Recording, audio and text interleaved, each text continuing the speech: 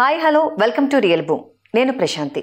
ఈరోజు నాతో పాటు అట్లూరి ప్రాపర్టీ కన్సల్టెంట్స్ శ్రీనివాస్ గారు ఉన్నారు. వారితో మాట్లాడి ప్రెజెంట్ రియల్ ఎస్టేట్ మార్కెట్ ఎలా ఉంది, అప్ అండ్ డౌన్స్ ఎలా ఉన్నాయి, ఈ విషయాలన్నీ తెలుసుకుందాం. నమస్తే సార్. నమస్తే అమ్మ. ఎలా ఉన్నారు సార్? బాగున్నానమ్మా, థ్యాంక్ యూ సార్. యాక్చువల్గా ఇయర్ మనం తీసుకున్నట్లయితే ఆఫ్టర్ ఎలక్షన్ జనరల్గా ఏంటి అంటే ఒక 3 months అప్ అండ్ డౌన్స్ ఉంటుంది. కానీ ఇయర్ మొత్తం కూడా రియల్ ఎస్టేట్ కొంచెం డౌన్గా ఉందని చెప్పి ఒక టాక్ అయితే నడిచింది.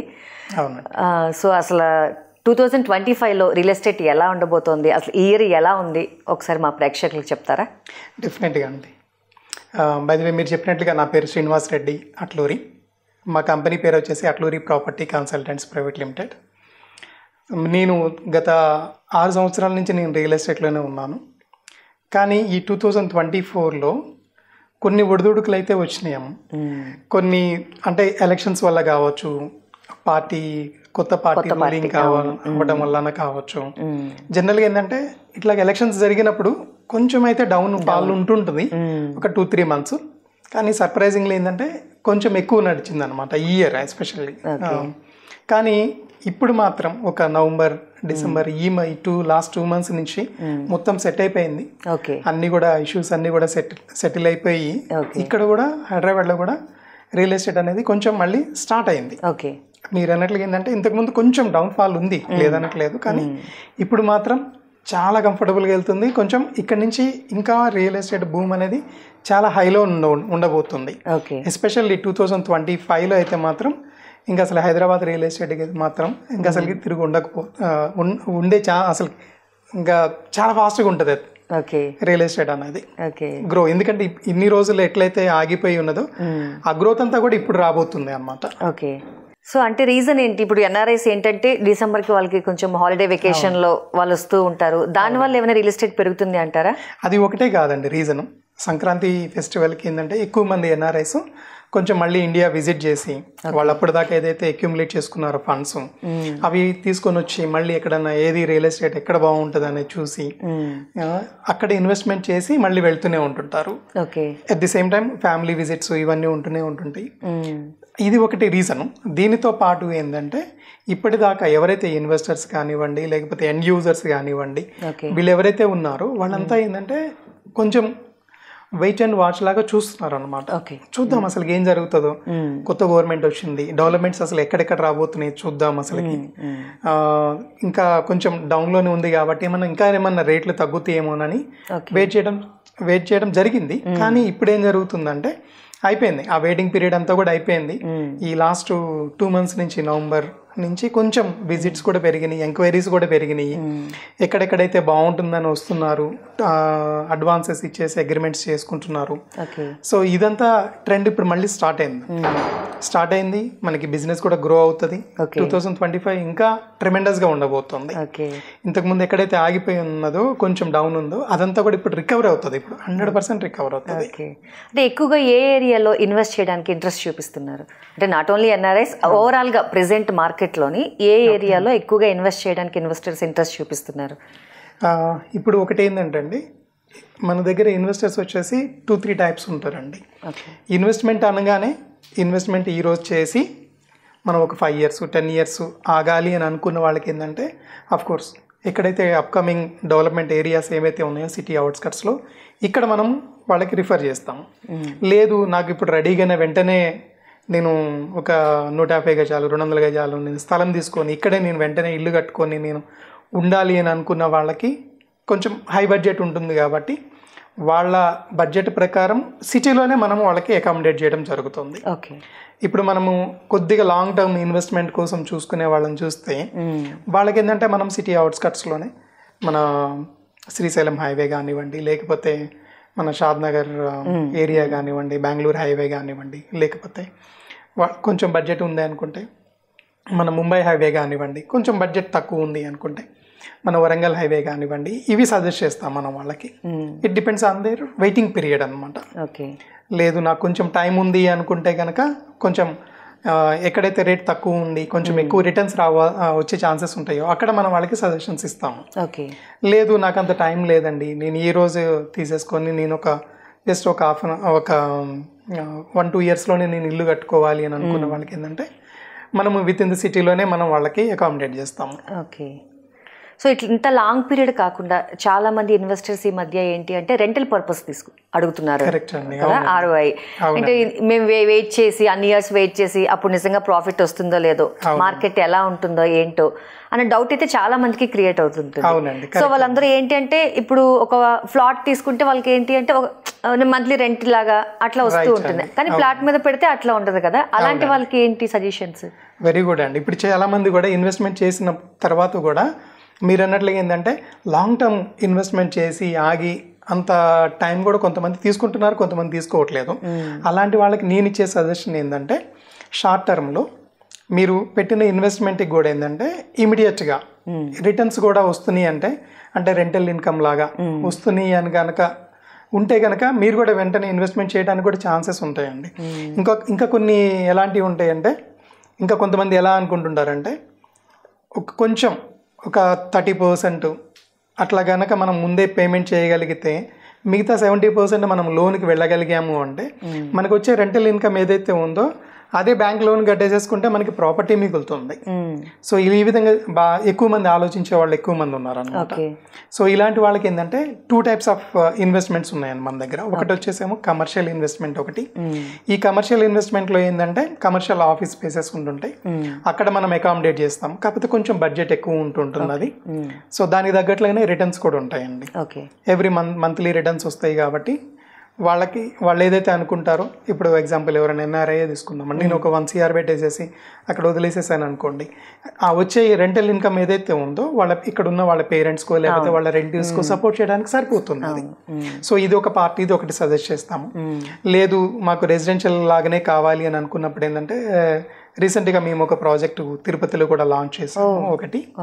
సో అక్కడ ఏంటంటే తిరుపతి వెళ్ళినప్పుడు ఎస్పెషల్లీ మనము 2 రకాల చాలా ఇబ్బంది పడతా ఉంటాం ఎవ్రీ టైం. రూమ్ ఒకటి, అకామిడేషన్ ఒకటి, లేకపోతే దర్శనం ఒకటి. దర్శనం మన చేతిలో లేదు అదే.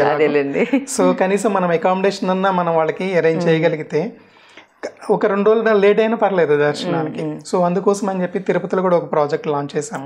అంటే ప్రాజెక్ట్ తిరుపతి సరౌండింగ్స్ లోనా లేకపోతే తిరుపతి సరౌండింగ్స్ లోనే. సో మీరు అన్నట్లు ఈ మంత్లీ ఇన్కమ్ కింద ఇన్వెస్టర్స్ అయితే ఇన్వెస్ట్ చేస్తున్నారని చెప్తున్నారు కదా. సో వీళ్ళు ఏంటంటే అవుట్స్కట్స్ చూస్తున్నారా లేకపోతే లోకల్ గా వీళ్ళకి ఎట్లా ప్రొవైడ్ చేస్తున్నారు మీరు? లేదండి, అవుట్స్కట్స్ లో రెంటల్ ఇన్కమ్ అనేది రాదు, కొంచెం కష్టంగానే ఉంటుంది. విత్ ఇన్ ద సిటీలోనే మనం ప్రొవైడ్ చేస్తున్నాము. ఇప్పుడు మేము తీసుకున్న ఈ రెసిడెన్షియల్ ప్రాజెక్ట్ కూడా తిరుపతికి జస్ట్ ఒక 8 kilometers డిస్టెన్స్లో ఉంటుందండి. మన బెంగళూరు హైవే నుంచి కూడా, బెంగళూరు టు తిరుపతి హైవే కూడా జస్ట్ ఒక 1 kilometerలోనే ఉంటుంది. ఇక్కడ వచ్చేసి మనకి 1 BHK వచ్చేసి 29 lakhsలో దొరికిపోతుంది. 15,000 మనం రెంటల్ పే చేస్తున్నాం వాళ్ళకి. సో దీనికి బ్యాంక్ లోన్స్ కూడా ఉన్నాయి. వాళ్ళు కనుక ఒక 30-35% కనుక వాళ్ళు పే చేయగలిగితే సో మిగతా అమౌంట్ ఏదైతే ఉందో బ్యాంక్ ప్రొవైడ్ చేస్తుంది. సో దానికి ఈఎంఐ వచ్చేసి ఒక 18,000 అట్లా ఉంటుంది. మనం ఒక 15,000 ఇస్తున్నాం కాబట్టి రెంటల్ అగ్రిమెంటే చేస్తున్నాం ఇది. సో అందువల్ల ఏమవుతుంది, డైరెక్ట్గా వాళ్ళు ఆ అమౌంట్ ఏదైతే మనం ఇచ్చే రెంటల్ ఇన్కమ్ లేదండి, 1 BHK ఉన్నాయి, 2 BHK ఉన్నాయి, 3 BHK. 699 SFT 1 BHKకి ఇస్తున్నాం. 2 BHK ఉన్నాయి, 3 BHKs ఉన్నాయి. సో వీటిల్లో వాళ్ళ బడ్జెట్ని పట్టేసేసి ఇస్తున్నాము. అట్ ది సేమ్ టైం ఏంటంటే ఆ ఫ్లాట్ ఓనర్కి కూడా ఒక నెక్స్ట్ 10 days ఒక ఇయర్లో వచ్చి వాళ్ళు కూడా హ్యాపీగా అక్కడ ఉండేసి వెళ్ళొచ్చు. వాళ్ళ సొంత ఫ్లాట్లో ఉన్న ఫీలింగ్ కూడా వస్తుంది. ఎప్పుడైనా తిరుపతి వచ్చినప్పుడు అకామిడేషన్కి ఇంకా అసలు వాళ్ళు ఇబ్బంది పడాల్సిన పనే ఉండదు, హ్యాపీగా రావచ్చు. వాళ్ళు అక్కడ స్టే చేస్తారు, చేసిన తర్వాత దర్శనానికి చూసుకొని మళ్ళీ రిటర్న్ వచ్చేస్తారు. వాళ్ళు కావాలంటే వాళ్ళు కానీ, లేకపోతే వాళ్ళ తరపున ఎవరన్నా వాళ్ళ రిలేటివ్స్ కానీ, ఇట్లాగా మనం ఇయర్కి 10 days వాళ్ళకి ఫ్రీగా మనం అది అకామిడేషన్ ప్రొవైడ్ చేస్తున్నాం.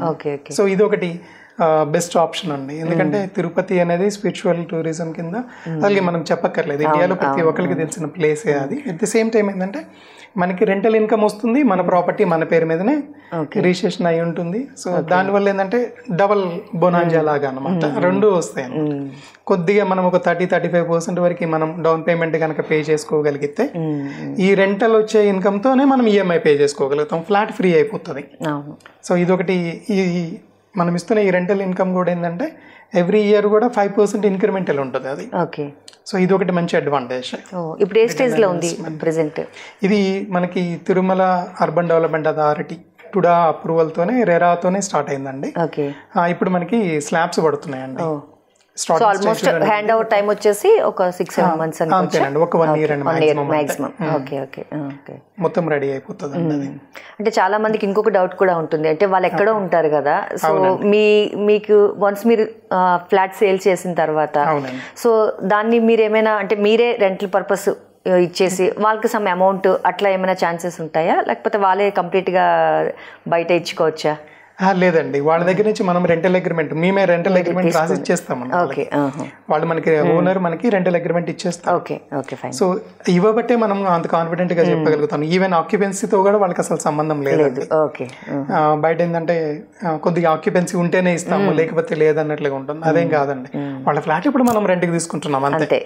సో రెంటల్ అగ్రిమెంట్ ఉంటది కాబట్టి వాళ్ళు భయపడాల్సిన పని ఏం లేదండి ఎక్కడున్నా కానీ. అదేలేండి, వాళ్ళ అమౌంట్ ఏదైతే డైరెక్ట్ వాళ్ళ బ్యాంక్ అకౌంట్ కి వెళ్ళిపోతుంది అండి రెంటల్ ఏదైతే ఉందో. సో వాళ్ళు కావాలనుకున్న ఈఎంఐకి ఒక 3-4 days టైం పెట్టుకున్నారు అంటే సేమ్ అదే బ్యాంక్ అకౌంట్ లో అమౌంట్ ఉంటుంది. ఆ ఈఎంఐ కూడా ఒక 2-3 days తర్వాత వస్తుంది, కట్ అయ్యి వెళ్ళిపోతుంటుంది. వాళ్ళకి కూడా ప్రాబ్లం ఉండదు, ఎక్కడున్నా ప్రాబ్లం లేదండి. ఈవెన్ ఎన్ఆర్ఐ కస్టమర్ అయినా పర్వాలేదు, ఇండియాలో ఎక్కడున్నా కానీ ఇబ్బంది ఉండదండి. అలాగే ఒకసారి మనం శ్రీశైలం హైవే గురించి మాట్లాడుకున్నట్లయితే చాలా రోజులుగా కొంచెం డౌన్ లో ఉంది, ఇప్పుడిప్పుడే కాస్త బూమ్ మళ్ళీ స్టార్ట్ అయింది అంటున్నారు కదా. సో దేని వల్ల అసలు ఫ్యూచర్ ఎలా ఉండబోతుంది? శ్రీశైలం హైవే వైపు ఉన్న ఫ్లాట్స్ కానీ వాటి రేట్స్ కానీ ఎలా ఉండబోతున్నాయి? శ్రీశైలం హైవే వచ్చేసండి ఈ మధ్య కొద్దిగా గవర్నమెంట్ సెటిల్ అయిన తర్వాత కొన్ని డెవలప్మెంట్స్ అటువైపు అనౌన్స్ చేసిందండి. సో దానివల్ల ఏంటంటే 4th city అనేది మెయిన్ కాన్సెప్ట్ అండి అటువైపు. సో ఇంతకుముందు ఫార్మా సిటీ అని ఏదైతే అనుకున్నారో దాని ప్లేస్లో 4th city మేము కన్స్ట్రక్షన్ చేస్తాము అని చెప్పేసి రీసెంట్ గవర్నమెంట్ డెవలప్మెంట్ ఇవ్వడంతో ఇటువైపు భూమి బాగా పెరిగిందండి. ఈవెన్ మెట్రో కూడా ఎక్స్టెన్షన్ ఏదైతే అనుకున్నారో అది ఇప్పుడు మనకి రాయదుర్గం వరకే ఉంది. ఇక్కడ నుంచి ఎయిర్పోర్ట్ నుంచి తుక్కుగూడ టు కందుకూరు అలైన్మెంట్ కూడా ఇవ్వడం జరిగింది. సో దీనివల్ల ఏంటంటే మళ్ళీ ఇంకొకసారి శ్రీశైలం హైవే వైపు అందరి చూపు కూడా కనపడుతుంది.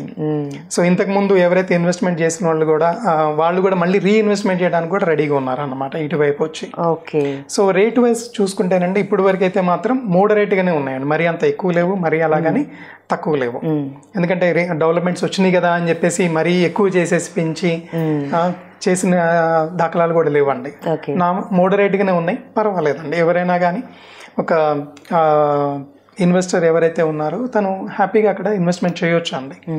ఒక మీడియం ఇన్వెస్టర్ కూడా తను అక్కడ ఇన్వెస్ట్మెంట్ చేయొచ్చు అండి.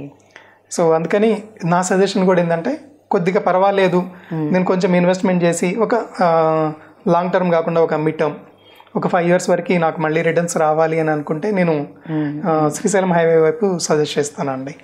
రిటర్న్స్ వస్తాయండి అవి, ఎందుకంటే 4th city అనౌన్స్ చేయటం ఒకటి, మెట్రో ఎక్స్పాన్షన్ చేయటం ఒకటి.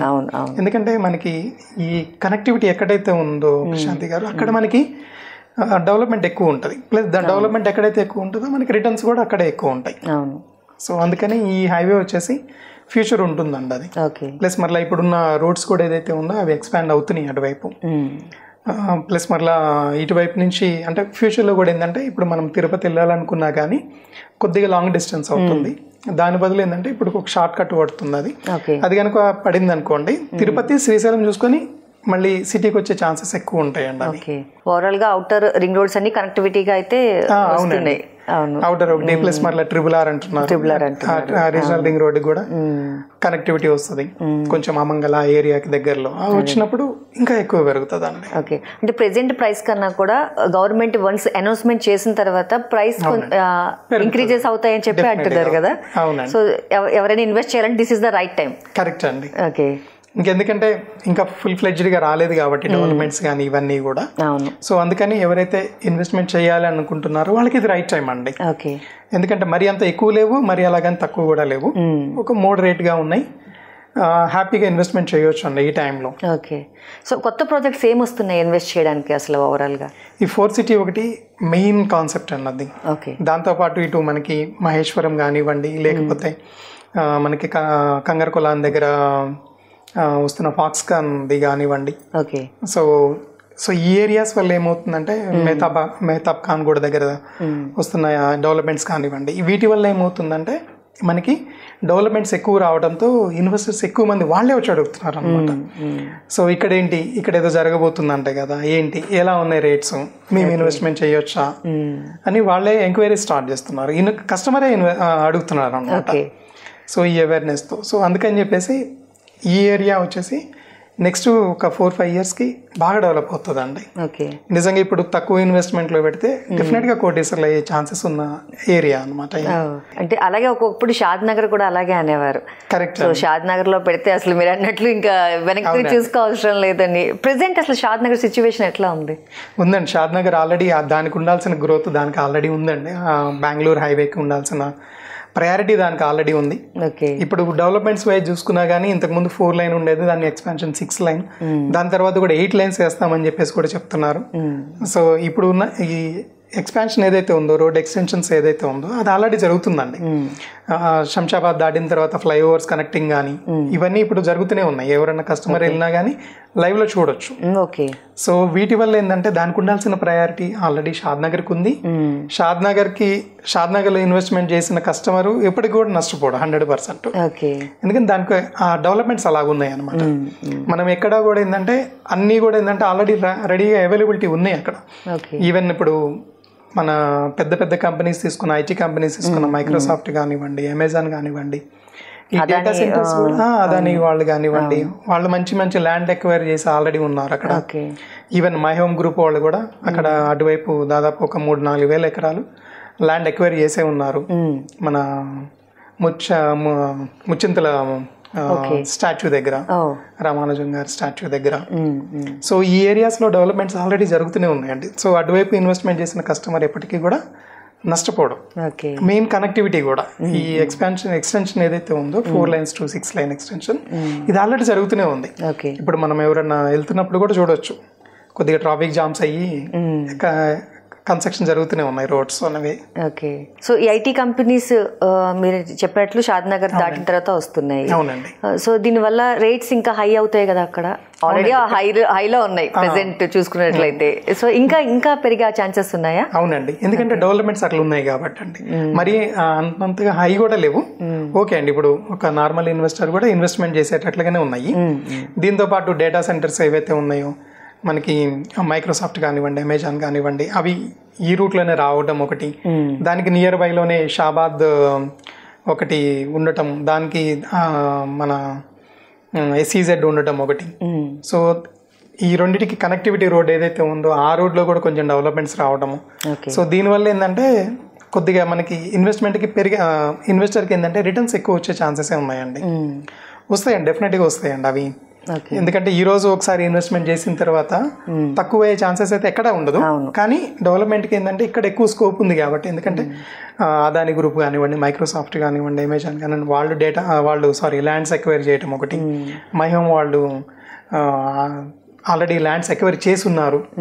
సో వాళ్ళు ఎందుకంటే ల్యాండ్స్ ఎక్వైర్ చేస్తున్నారు అంటేనే దాని మీనింగ్ ఏంటంటే ఇక్కడ ఏదో వాళ్ళు సిటీస్ కొన్ని కన్స్ట్రక్షన్ చేయబోతున్నారు అనమాట. లేకపోతే అసలు అంత ప్లాన్స్ లేకపోతే అంత ల్యాండ్ ఎక్వైర్ చేయలేరు కదా ఫస్ట్ ఆఫ్ ఆల్ వాళ్ళు.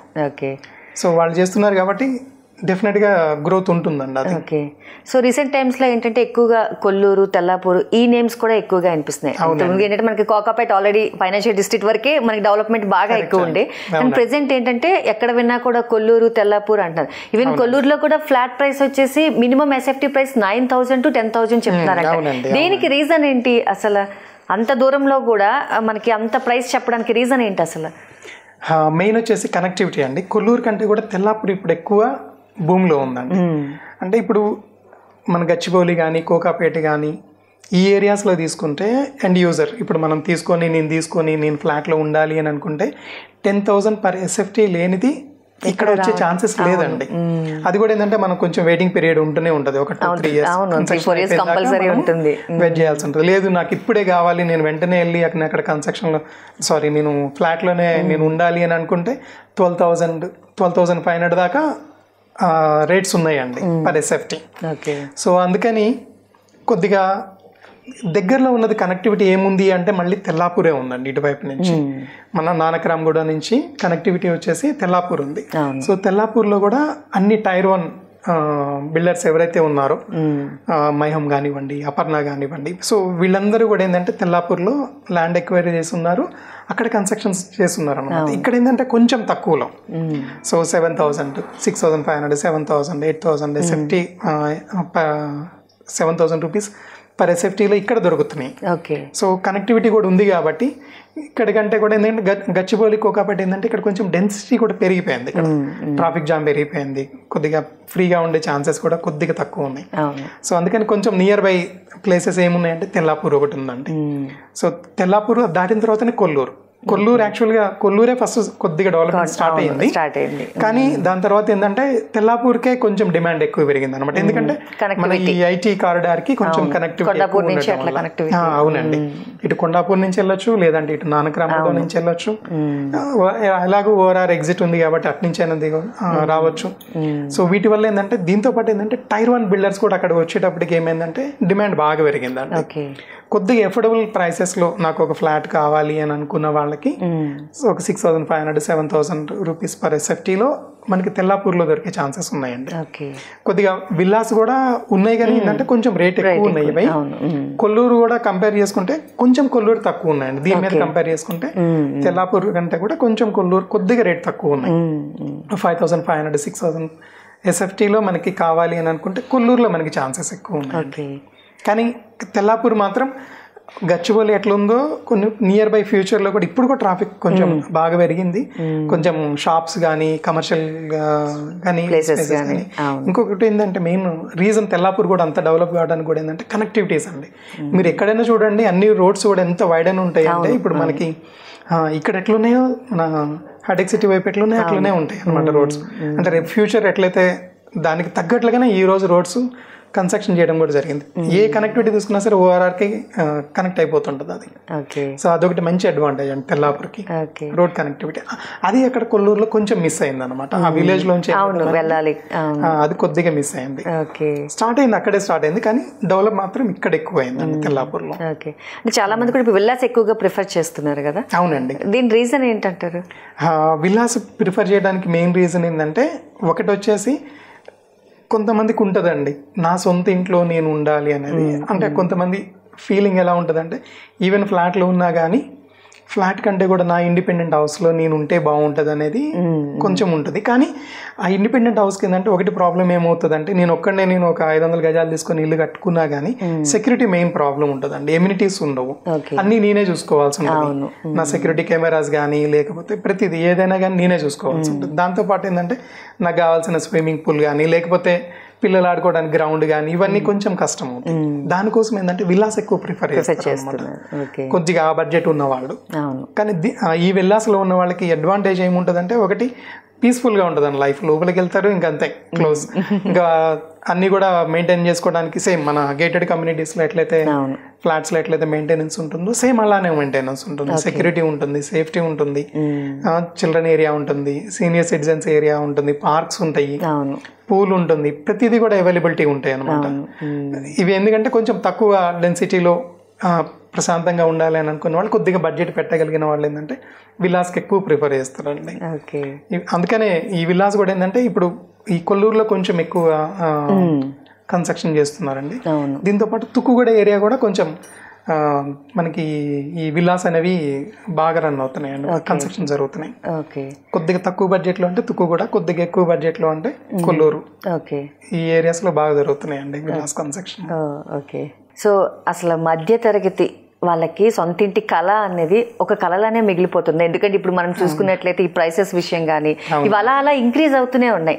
అలా కాకుండా లో బడ్జెట్లో ఒక మిడిల్ క్లాస్ పీపుల్ కూడా ఇన్వెస్ట్ చేసే ది బెస్ట్ అంటే ఏం చెప్తారు? మీరు అన్నది కరెక్ట్ ప్రశాంతి గారు. ప్రతి సామాన్యుడి కళ కూడా ఏంటంటే 3 కావాలి. దాంట్లో ఏంటంటే ఇల్లు అనేది కంపల్సరీ అది. సో తన సొంత ఇంట్లోకి వెళ్ళి తను ఉన్నాడు అంటే ప్రశాంతంగా ఉండగలుగుతాడు. సో అలాంటి వాళ్ళకి నేను సజెషన్ చేసేది ఏంటంటే ఎక్కడైనా కానీ కొంచెం రేట్ తక్కువ, అంటే ఇప్పుడు ఉన్న అన్ని హైవేస్ మీద కంపేర్ చేసుకుంటే కొద్దిగా రేట్ తక్కువలో మనకి దొరికే ఛాన్సెస్ ఎక్కడ ఉన్నాయంటే కొద్దిగా వరంగల్ హైవే మనకి కొంచెం తక్కువ రేట్లో దొరుకుతాయండి వీటి మీద కంపేర్ చేసుకుంటే. డెవలప్మెంట్స్ సేమ్ అలాగనే ఉన్నాయి. సో అందుకని నేను సజెషన్ చేసేది ఏంటంటే ఈ వరంగల్ హైవే వైపు ఇన్వెస్టర్ కనుక తక్కువ బడ్జెట్లో ఉండి నాకు పర్వాలేదు, కొద్దిగా టైం ఉన్నా పర్వాలేదు, కొంచెం పర్వాలేదు, నేను ఈవెన్ హైటెక్ సిటీలో జాబ్ చేస్తున్నా కానీ కొద్దిగా నేను ఉండగలుగుతాను, కొద్దిగా ట్రావెల్ చేయగలుగుతాను అని అనుకున్న వాళ్ళకి ఏంటంటే కొద్దిగా మన వరంగల్ హైవే వైపు డెవలప్మెంట్స్ అట్లానే ఉన్నాయి. ఎందుకంటే హైదరాబాద్ నుంచి ఇటు డెవలప్ అవుతూనే ఉంది, అటు వరంగల్ నుంచి కూడా డెవలప్ అవుతూ వస్తుంది అనమాట. సో అందుకని చెప్పేసి నా సజెషన్ కొంచెం తక్కువ బడ్జెట్లో కావాలి అని అనుకున్న వాళ్ళకి ఏంటంటే మన వరంగల్ హైవే వైపు నేను సజెషన్ చేస్తానండి. సో అటువైపు ఏమవుతుందంటే డెవలప్మెంట్స్ వయసు చూసుకున్నా కానీ బాగున్నాయి. మన యాదగిరిగుట్ట వరకు, యాదగిరిగుట్ట, ఆలేరు, భువనగిరి, జనగాము, సో ఈ హైవే అంతా కూడా డెవలప్ అవుతూనే ఉన్నాయి.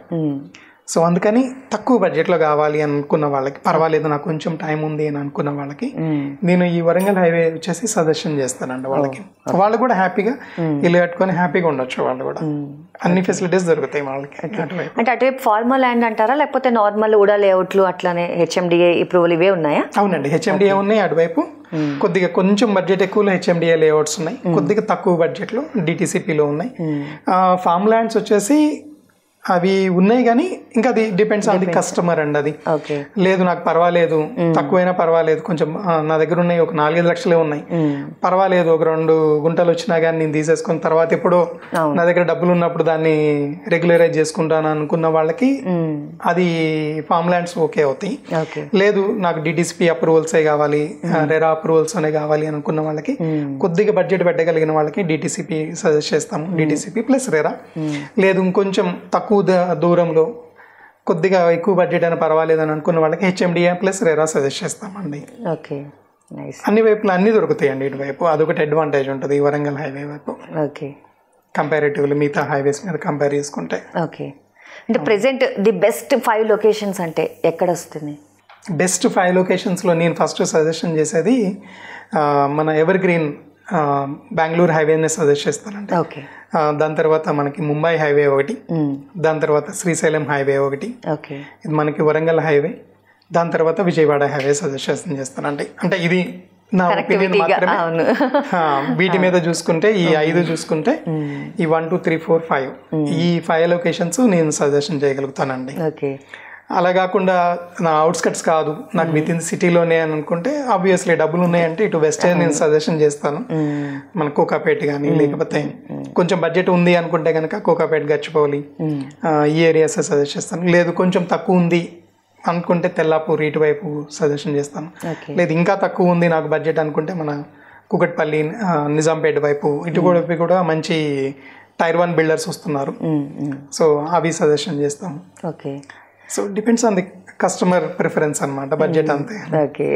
అవునండి. సో హైడ్రా ఎఫెక్ట్ అనేది రియల్ ఎస్టేట్ మీద బాగా పడింది అన్నది కొంతవరకు అయితే వాస్తవమే. అవునండి కదా. అంటే భయపడుతున్నారు ప్రజలు, కొంటే ఏమవుతుందో. ఆల్రెడీ చాలా బిల్డింగ్స్ కూల్చివేయడం జరిగింది. సో దీనివల్ల ఏంటంటే ప్లాట్స్ కొనాలన్నా, ఫ్లాట్స్ కొనాలన్నా ప్రజలైతే చాలా ఎక్కువ ఆలోచిస్తున్నారు. సో రీసెంట్గా రంగనాథ్ గారు కూడా కొంచెం వెసులుబాటు కల్పించారు అన్నది వినిపిస్తోంది. రీసెంట్గా ఆయన ఇచ్చిన కొన్ని హైడ్రా గురించి ఆయన చెప్పిన కొన్ని మాటలు కావచ్చు, ఏదైనా కావచ్చు. అసలు ఏం చెప్పారు రంగనాథ్ గారు? ఫ్యూచర్ రియల్ ఎస్టేట్ ఎలా ఉండబోతోంది? దీనివల్ల ప్రజలు భయభ్రాంతులకు గురవ్వాల్సిన పని లేదంటారా? హైడ్రా వల్ల నిజంగానే కొంచెం రియల్ ఎస్టేట్ డౌన్ అయిన మాట నిజమేనండి అది. ఎందుకంటే క్లారిటీ లేదనమాట ఫస్ట్ అసలు హైడ్రా అంటే ఏంటిది, అసలు దానివల్ల ఎండ్ యూజర్ కస్టమర్కి అసలు ఇన్వెస్టర్కి కానీ ఏం ప్రాబ్లమ్స్ వస్తాయనే తెలియలేదు. సో దానివల్ల ఏంటంటే కొంచెం కన్ఫ్యూజన్ అనేది క్రియేట్ అయింది. దానివల్ల ఏంటంటే ఎవరైనా నిజంగానే కొనాలి అని అనుకున్న కస్టమర్ కూడా ఏంటంటే 1-10 సార్లు ఆలోచించడం స్టార్ట్ చేశాడు అనమాట.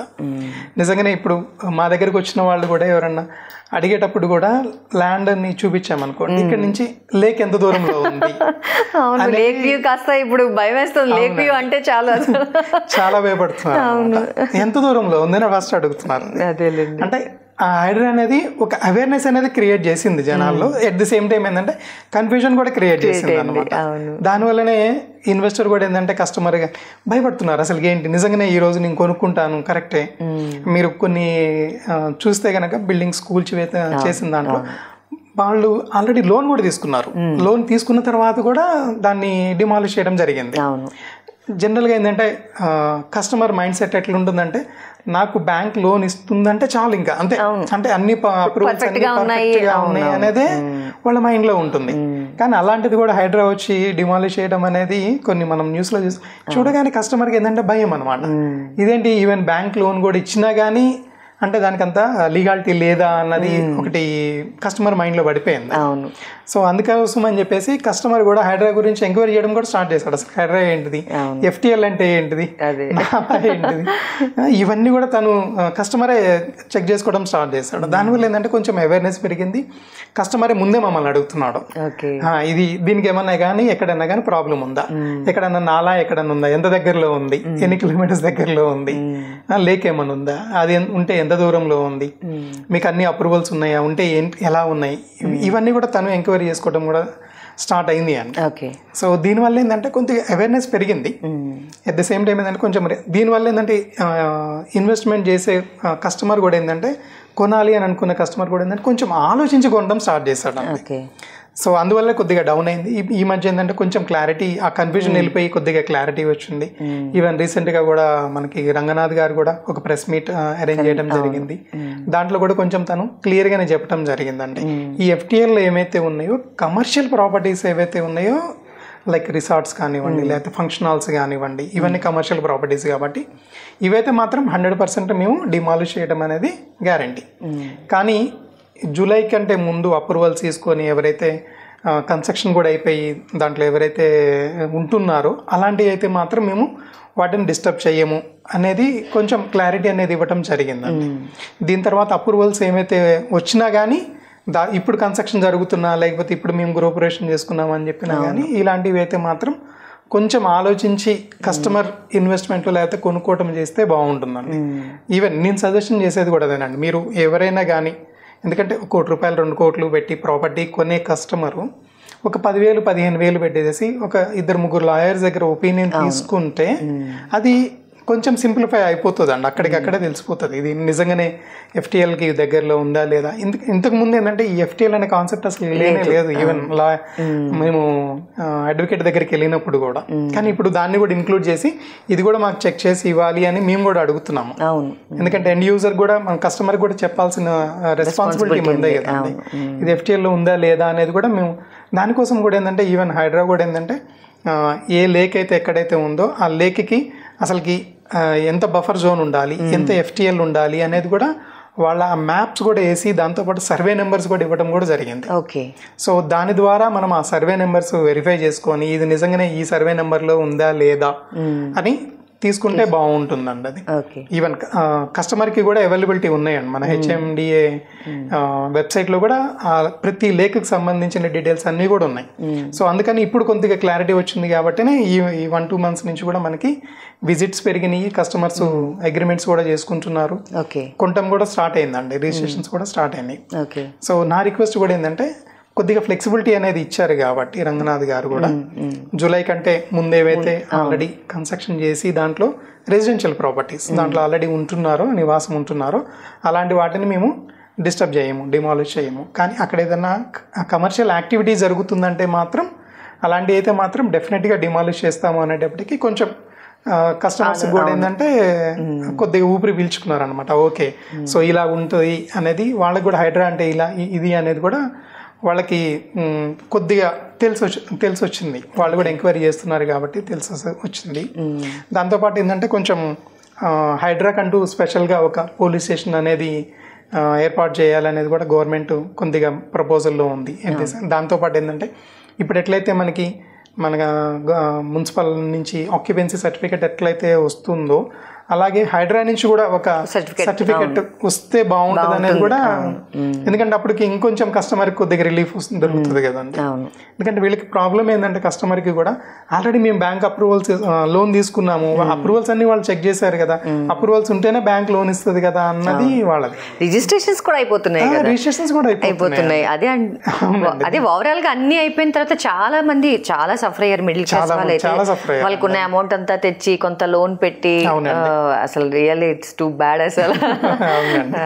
సో ఇప్పుడు హైటెక్ సిటీ అంటే మనకి IT ప్రొఫెషన్ అంతా కూడా ఇటు మనకి ఇటువైపే ఉంది. మొత్తం ఫైనాన్షియల్ డిస్ట్రిక్ట్, తెల్లాపూరు, కొల్లూరు ఇదంతా కూడా ఇది ఆల్రెడీ డెవలప్ అయిపోయింది. ఇంకా ఫ్యూచర్ దీని గురించి అసలు ఆలోచించాల్సిన పని కూడా లేదు. సో ఇప్పుడు అటువైపు తీసుకున్నట్లయితే ఇప్పుడు యాదాద్రి లేకపోతే భువనగిరి, స్వర్ణగిరి, గట్కేసరి ఆ రోడ్ అంతా కూడా ఇప్పుడంటే యాదాద్రికి కూడా బాగా డెవలప్ అయింది. అలాగే స్వర్ణగిరి టెంపుల్, ఆ టెంపుల్ పెట్టిన తర్వాత కూడా సరౌండింగ్స్ కూడా చాలా డెవలప్ అయ్యాయి. అటువైపు అసలు మార్కెట్ ఎలా ఉంది, బట్ ప్రైసెస్ ఎలా ఉన్నాయి? ప్రైసెస్ కంపేర్ చేసుకుంటే అండి మిగతా హైవేస్ మీద కంపేర్ చేసుకుంటే కొంచెం తక్కువగానే ఉన్నాయండి. సో అందుకని ఎవరైతే కొద్దిగా లో ఇన్వెస్ట్మెంట్లో కావాలి అని అనుకుంటారో వాళ్ళకి మీరు అన్నట్లుగా ఈ వరంగల్ హైవే, గట్కేసరి, దాని తర్వాత బీబీ నగర్, దాని తర్వాత భువనగిరి, దాని తర్వాత యాదగిరిగుట్ట, ఆలేరు, జనగాం, సో ఈ ఏరియాస్లో అప్ టు వరంగల్ వరకు మనం ఇన్వెస్ట్మెంట్ చేసుకోవడానికి ఛాన్సెస్ ఉన్నాయండి. తక్కువ రేట్లో దొరుకుతాయి. ఇక్కడ మనకి ఏంటంటే కొద్దిగా ఫామ్ ల్యాండ్స్ కూడా ఎక్కువ దొరుకుతాయి ఇటువైపు మనకి, ఎందుకంటే కంప్లీట్గా ఫార్మింగ్ జరిగే ఏరియా కాబట్టి తక్కువ రేట్లో కూడా ఇక్కడ మనకి ఎకరాల్లో దొరుకుతాయి. అట్ ది సేమ్ టైం లేదు నాకు అంత బడ్జెట్ లేదు, ఒక 2-3 గుంటలు అనుకున్న వాళ్ళకి కూడా ఇక్కడ దొరుకుతాయి. At the same time DTCP layouts ఉన్నాయి ఇటువైపు. మన భువనగిరి దాకా హెచ్ఎండిఏ లిమిట్స్ ఉన్నాయి కాబట్టి అక్కడ వరకు కూడా మనకి హెచ్ఎండిఏ లేఅవుట్స్ విత్ రెరా ఉన్నాయి, రెరా అవైలబిలిటీ ఉన్నాయి. దాటిన తర్వాత మనకి డిటిసిపి లేఅవుట్స్ ఆలేరు, జనగాం వరకు కూడా ఉన్నాయి. సో ఇటువైపు ఏంటంటే మీరు అన్నట్లుగా స్వర్ణగిరి టెంపుల్ కూడా బాగా ఫేమస్ అయింది. ఇప్పుడు ఇంతకుముందు ఎట్లయితే యాదగిరిగుట్ట చూసుకొని మళ్ళీ వెంటనే హైదరాబాద్ రిటర్న్ అయ్యేవాళ్ళు, కంపల్సరీగా వెంకటేశ్వర స్వామి గారిని విజిట్ చేసి తిరుపతి అట్మాస్ఫియర్ అనిపిస్తుంది. ఆ ఏరియా కూడా అట్లానే ఉంటది, ఆ హిల్ మీద ఉండటంతో వెంకటేశ్వర స్వామి గారి దర్శనం కూడా చేసుకొని సిటీకి రావడం జరుగుతుందండి. కొంతమంది ఏంటంటే ఆల్రెడీ యాదగిరిగుట్ట చూసాం కదా, స్వర్ణగిరి చూసుకొని వద్దామని చెప్పేసి ఇల్లు వచ్చిన దాఖలాలు కూడా ఉన్నాయండి. సో అందుకని ఈ ఏరియా కూడా ఎస్పెషల్లీ మన ఈ గట్కేసరి దాటిన తర్వాత కూడా రియల్ ఎస్టేట్ బాగుందండి. ఇటువైపు కొంచెం తక్కువ రేట్లో కొద్దిగా మనకి ల్యాండ్స్ అవైలబిలిటీ ఉన్నాయండి. హెచ్ఎండిఏ కానీ లేకపోతే ఏదైనా డిటిసిపి కానీ ఇటువైపు మనకి అవైలబిలిటీ ఎక్కువ ఉన్నాయండి తక్కువ రేట్లో. లో బడ్జెట్లో ఎవరికైనా కావాలి అని అనుకున్న వాళ్ళకి ఇటువైపు మనం సజెషన్ చేయొచ్చు అండి ఇది. ఓకే, సో ఇంత అవేర్నెస్ పెరిగినాక కూడా అంటే హెచ్ఎండిఏ కానీ రెరా కానీ ఇవన్నీ చెక్ చేసుకుంటున్నారు, అప్రూవల్ చేస్తున్నారు, అయినా కూడా ఇంకా చాలా స్కామ్స్ జరుగుతున్నాయి. అవునండి. అంటే అసలు ప్రజలు దేన్ని నమ్ముతున్నారు? అంటే ఇప్పుడు మేము ఒక 5,000 బంగారం ఇస్తాం, లేకపోతే కాయిన్స్ ఇస్తాం, సిల్వర్ కాయిన్స్ ఇస్తామని చెప్తే ఒక 1 కోటి రూపాయలు పెడుతున్నారు, పెట్టడానికి కూడా రెడీ అవుతున్నారు. అంటే ఫ్రీ గిఫ్ట్స్ అనేది అంటే మన మైండ్ సెట్ ఇంకా మారట్లేదు. అంటే అక్కడ మనం ఎంత ఇన్వెస్ట్ చేస్తున్నాం అనేది కాకుండా వాడు ఎంత ఫ్రీ గిఫ్ట్ ఇస్తున్నాడు అన్నదే ఆలోచిస్తున్నారు తప్ప దీనివల్ల ప్రజలు చాలా మోసపోతున్నారు, ఇంకా అవేర్నెస్ రావట్లేదు. సో దీనిపై మీ అభిప్రాయం ఏంటి అసలు? కరెక్ట్ అండి.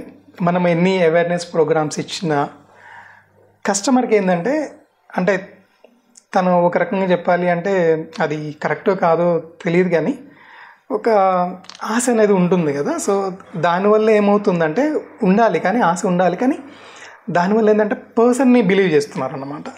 సో నన్ను నమ్మి వచ్చి ఇన్వెస్ట్మెంట్ చేస్తున్నారు. నేను ఇచ్చే సజెషన్ ఏంటంటే పర్సన్ ఎప్పుడు నమ్మొద్దు.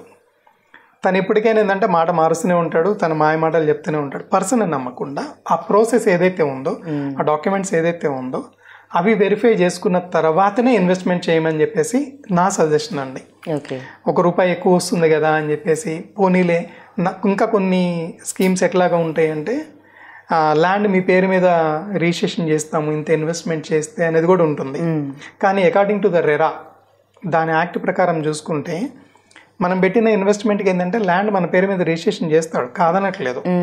కానీ అది ఎప్పుడైనా కానీ ఏమన్నా ప్రాబ్లం వచ్చి ఆ ప్రాజెక్ట్ కనుక ఆగిపోయిందే అనుకోండి, మనం ల్యాండ్ ఓనర్ అవుతాం కాబట్టి మనం కూడా పెనలైజ్ అవుతాం. సో ఇది చాలా కొద్ది మందికే తెలుస్తుంటుంది. ఎక్కువ మంది ఆలోచించేది ఏంటంటే మనం పెట్టిన ఇన్వెస్ట్మెంట్కి అగైనెస్ట్గా నాకు సెక్యూరిటీ ఏం దొరుకుతుందనే చూస్తారు. సో బిల్డర్ కానీ లేకపోతే డెవలపర్ కానీ తను ఏంటంటే ఇదిగో నీకు ఈ ల్యాండ్ పీస్ ఆఫ్ ల్యాండ్ ఇస్తున్నా, నువ్వు ₹1 పెట్టావు కదా, ఇదిగో నీకు ఒక ½ ఎకరా నీ పేరు మీద రిజిస్ట్రేషన్ చేస్తున్నాను కానీ అమ్మయ్య ఏముంది ల్యాండ్ నా పేరు మీద రిజిస్ట్రేషన్ అవుతుంది కదా, ఎక్కడికి పోతుందనే ఉంటుంది. కానీ పొరపాటున ఆ ప్రాజెక్ట్ కనుక ఆగిపోయింది అనుకోండి, మీరు కూడా ల్యాండ్ ఓనరే కాబట్టి మీ మీద కూడా రెరాలో కేసు రిజిస్టర్ అవుతుంది. ఎందుకంటే మీరు ఒక బిల్డర్ కింద అవుతారు, మీరు ఒక డెవలపర్ కింద అవుతారు, ల్యాండ్ ఓనర్ మీరు అవుతారు, అప్పుడు తను కూడా పీనలైజ్ అవ్వాల్సి ఉంటుంది. సో ఇలాంటివి కూడా కొంచెం కస్టమర్ కొద్దిగా ఏంటంటే వాళ్ళకి ఎక్కువ మంది ఆలోచించేది అదేనండి. నేను పెట్టిన ఇన్వెస్ట్మెంట్కి నాకు రిటర్న్గా ఏమొస్తుంది, సెక్యూరిటీ ఏమి ఇస్తున్నాడు అని చూస్తాము. కానీ ఏంటంటే అది ఇలాంటివి ఎప్పుడైనా జరిగినప్పుడు మాత్రమే. జరగలేదనుకోండి హ్యాపీగా ప్రాజెక్ట్ కంప్లీట్ అయిపోతుంది, తన అమౌంట్ తీసుకొని ఎగ్జిట్ అయిపోతాడు, ప్రాబ్లం ఉండదు. కానీ ఇలాగ ఎప్పుడన్నా జరిగినప్పుడు మాత్రమే తను ప్రాబ్లం ఫేస్ చేస్తాడు. కానీ అది ఎక్కువ మంది ఇన్వెస్టర్స్కి తెలియదండి అది, ఎందుకంటే వాళ్ళకి రెరా గురించి ఐడియా ఉండదు. రెరాలో అసలు ఎవరెవరిని పీనలైజ్ చేస్తారు ఎప్పుడైనా ప్రాజెక్టు ఆగిపోతే, లేకపోతే ఇన్కంప్లీట్గా ఆగిపోతే అనేది కొద్దిగా తక్కువ అవేర్నెస్ ఉంటుంది. ఎంతసేపటికి ఏంటంటే నాకు ఇక్కడ ₹1 ఎక్కువ వస్తుంది, దానికి తోడు నాకు సెక్యూరిటీ ఉంటుంది కదా అని చెప్పేసి ఎక్కువ మంది ఆలోచిస్తారు. కానీ ఇవి కొన్ని మైనర్ పాయింట్స్ ఏవైతే ఉన్నాయో, రేపు ఈ కోటితో పాటు మళ్ళీ మనము ఇంకా కొంచెం ఎక్కువ డబ్బులు పెట్టి లాయర్లు పెట్టుకొని ఫైన్లు మనం ఏమైతే ఉన్నాయో అవన్నీ మనం కట్టాలనేది కొంచెం చాలా తక్కువ మందికి తెలుస్తుంది ఈ అగ్రిమెంట్స్ చేసుకునేటప్పుడు కానీ. లేకపోతే ఎందుకంటే మనం ½ ఎకరా మన పేరు మీద రిజిస్ట్రేషన్ జరిగగానే మనం ఏమవుతాము, ల్యాండ్ ఓనర్ అవుతాం. మన దగ్గర నుంచి డెవలపర్ ఏం చేస్తాడు, ల్యాండ్ అగ్రిమెంట్ చేసేసుకుంటాడు. ల్యాండ్ అగ్రిమెంట్ చేసేసుకొని డెవలప్మెంట్ అగ్రిమెంట్ తీసేసుకుంటాడు. అప్పుడు మనం ల్యాండ్ ఓనర్ అవుతాం. సో ఈవెన్ మనకి ప్రాబ్లం ఉండదు అనుకుంటాం బేసిక్ గా, కానీ అది పెద్ద ప్రాబ్లం అవుతుంది. సో అలాంటివి ఏంటంటే కొద్దిగా జాగ్రత్తగా చూసుకొని చేసుకుంటేనే బెటర్ అండి. అది ఏ బిల్డర్తో పడితే ఆ బిల్డర్తో కాకుండా Tier 1 బిల్డర్స్ ఎవరైతే ఉన్నారో ఇతను బ్యాకప్ ఉంది, చేయగలుగుతాడు. ఎందుకంటే ఒక ప్రాజెక్ట్ తీసుకుంటే 500-600 crores అవుతుంది. సో ఇది తను వర్కౌట్ చేయగలడు అని అనుకున్నప్పుడు మాత్రమే ఎంటర్ అయితే బాగుంటుందండి. లేదంటే కనుక చాలా కష్టం అవుతుంది. దీనితో పాటు మీరు రీసెంట్గా చూస్తే ఎక్కడైనా చూడండి అన్ని స్కామ్లే అనమాట. రియల్ ఎస్టేట్ లో కొంచెం ఎక్కువ స్కామ్స్ ఇప్పుడు బయటకు వస్తున్నాయి అనమాట. పెద్ద పెద్ద కంపెనీలు కూడా ఈవెన్. అవునండి, పెద్ద పెద్ద కంపెనీస్. అసలుకి మనము వాళ్ళ పేర్లు వింటే వీళ్ళు కూడా ఇట్లా చేస్తున్నారా అనేది కూడా ఇప్పుడు చాలా బయటకు వస్తున్నాయి. ఇప్పుడు మన CCS, హైదరాబాద్ CCS తీసుకుంటే ఎక్కువ కేసులు ఇవే ఉంటున్నాయి అనమాట. ఎస్పెషల్లీ రియల్ ఎస్టేట్లోనే మేము ఇట్లాగే ఇన్వెస్ట్మెంట్ చేసాము, మా డబ్బులు మాకు ఇవ్వలేదు, చెక్స్ ఇచ్చాడు, బౌన్స్ అయినవి, 2 సంవత్సరాల క్రితమే ఇస్తాడు కానీ ఇంతవరకు అసలు ల్యాండ్ రిజిస్ట్రేషన్ చేయలేదు. సో ల్యాండ్ రిజిస్ట్రేషన్ చేసినా కానీ ల్యాండ్ లేకుండా కూడా ల్యాండ్ అమ్మేస్తున్నారు. అవునండి, అది కూడా అసలు కస్టమర్స్ ఎట్లా నమ్ముతున్నారు కూడా అర్థం కావట్లేదు అసలు. అది ఎందుకు నమ్ముతున్నారు అంటే ప్రశాంత్ గారు, వాళ్ళు ఏంటంటే పర్సన్ చూస్తున్నారు. రైట్, నేను కానీ ఇంకొక పర్సన్ కానీ చెప్పింది వింటున్నారు అంతే. అతను చెప్పేసి ఎందుకంటే ఆ పర్సన్ మీద ఉన్న నమ్మకంతో తీసుకెళ్ళి డబ్బులు పెడుతున్నారు. కానీ నేను చెప్పేది ఏంటంటే పర్సన్ని నమ్మకండి, ఎవరు నమ్మకండి పర్సన్ని. ఆ ప్రాసెస్ ఏదైతే ఉందో తనకు కావాల్సిన డాక్యుమెంట్స్ కానివ్వండి, కంపెనీ కానివ్వండి, వాళ్ళకున్న బ్యాకప్ కానివ్వండి, ఇవన్నీ వెరిఫై చేసుకున్న తర్వాతనే మీరు ఇన్వెస్ట్మెంట్ చేయమని చెప్పేసి నా సజెషన్ అనండి. అది పర్సన్ ఎప్పుడు నమ్మొద్దండి, ప్రాసెస్ని నమ్మండి అని చెప్పేసి నేను చెప్తుంటాను. సో చాలా మంది కూడా ఇప్పుడు రిసార్ట్స్ వైపు ఎక్కువ ఇంట్రెస్ట్ చూపిస్తున్నారు. అవునండి, అంటే ఒక ప్లేస్ తీసుకొని అందులో రిసార్ట్స్ వైజ్గా కానీ, అంటే ఇది కూడా ఒక రెంటల్ పర్పస్ కింద యూజ్ అవ్వడానికి వన్ ఆఫ్ ద రీజనా? అంటే అంత టైం పీరియడ్ లేకుండా అంతసేపు మేము వెయిట్ చేయలేము అన్న ఆలోచన విధానం అంటారా? ఇది ఒకటేం జరుగుతుందండి ప్రశాంత్ గారు, ఇప్పుడున్న ఈ సిటీలో ఏమవుతుందంటే మనకి అంత బ్రీతింగ్ స్పేస్ దొరకట్లేదు. సో అందరూ కూడా ఎక్కువ మంది ఆలోచించేది ఏంటంటే ఒక వీకెండ్ రాగానే సాటర్డే సండే ఈ 2 రోజులు వెళ్ళి హ్యాపీగా కొంచెం దూరం వెళ్ళి కొంచెం నేచర్కి దగ్గరగా ఉండి ఆ 2 రోజులు స్పెండ్ చేద్దాం ఫ్యామిలీతో అన్న కాన్సెప్ట్ కొద్దిగా పెరిగిందండి. వీకెండ్ హోమ్స్ పెరిగినాయి. సో దానికోసం అని చెప్పేసి సిటీ నుంచి ఒక 50 kilometers 100 kilometers కొద్దిగా ట్రావెల్ చేసి అక్కడ స్టే చేసి రావడానికి ఎక్కువ మంది ఇంట్రెస్ట్ చూపిస్తున్నారండి. ఒక 2 nights అట్లా ఉండేసి మళ్ళీ రిటర్న్ వద్దాం అన్న, ఎందుకంటే వాళ్ళకి ఒక బ్రేక్ దొరుకుతుంది కదా అన్నది.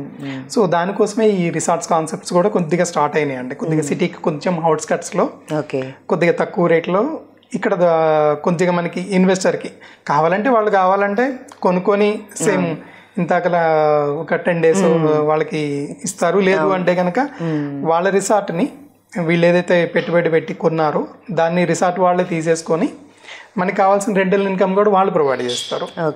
సో 2 విధాలుగా ఆపర్చునిటీస్ ఉన్నాయి. లేదు నాకు ఆక్యుపెన్సీ మీద కావాలన్నా కూడా రిటర్న్స్ ప్రొవైడ్ చేస్తారు, లేదు నాకు రెంటలే ఇచ్చేసేయమన్నా కూడా అలాగనే ఇస్తారు. ఎట్ ద సేమ్ టైం ఏంటంటే వీళ్ళు కూడా ఎప్పుడైనా బ్రేక్ కావాలనుకున్నప్పుడు, లేకపోతే చిన్న పార్టీ చేసుకోవాలనుకున్నప్పుడు హ్యాపీగా వెళ్ళి వీళ్ళ రిసార్ట్లోనే వీళ్ళ ఫామ్ ల్యాండ్లోనే కూర్చొని హ్యాపీగా వాళ్ళ పార్టీ ఏదైతే ఉందో అది కంప్లీట్ చేసుకొని మళ్ళీ సిటీకి రిటర్న్ వచ్చేసి మళ్ళీ మండే నుంచి వర్క్ స్టార్ట్ చేసేసుకోవడం జరుగుతుందండి. ఈ ట్రెండ్ కొంచెం బాగా పెరిగిందండి ఈ మధ్య. అదే అవునండి. సో మీరు ఫ్యూచర్లో అట్లా మీరేమైనా ప్లాన్ చేసే ఐడియా ఉందా?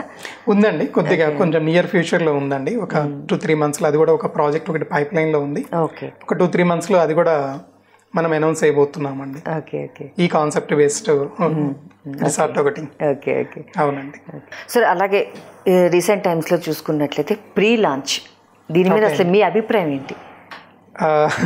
ప్రీ లాంచ్ అనేది అసలుకి ఒక రకంగా చెప్పాలంటే అది ఒక రకమైన మోసం అండి. అది అకార్డింగ్ టు ద రెరా వాళ్ళ రూల్స్ ప్రకారం తీసుకుంటే రెరా రాకముందు అసలుకి ఏ లాంచ్ లేదండి. ప్రీ లాంచ్ లేదు, సాఫ్ట్ లాంచ్ లేదు, ఏ లాంచ్ లేదు, అసలుకి చేయకూడదు కూడా.